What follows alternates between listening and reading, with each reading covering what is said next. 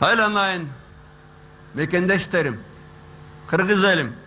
Мына 10 жыл мурда ушул аянттан мен ушу Токмот эк комбинатында болгон бир окуяны айтып берди. Бир шу совет кезинде эт комбинаттарда койду, ток менен уруп өлтүрүшкөндө, анан өлүмдүн жытын сезген кой да керек болсо кирип эткен өлө турган жерге.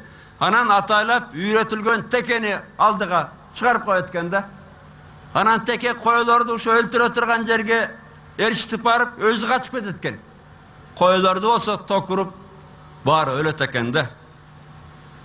Эми кээде баарыбыз алданабыз. Мен да далай жолу алдангам. Бирок эми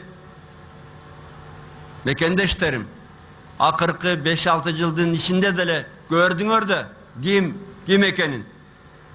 Эми кыргыз эли ошол текелерди ээрчий турган кой эмес да. Эч качан кой болбойт. Алданбайт башка.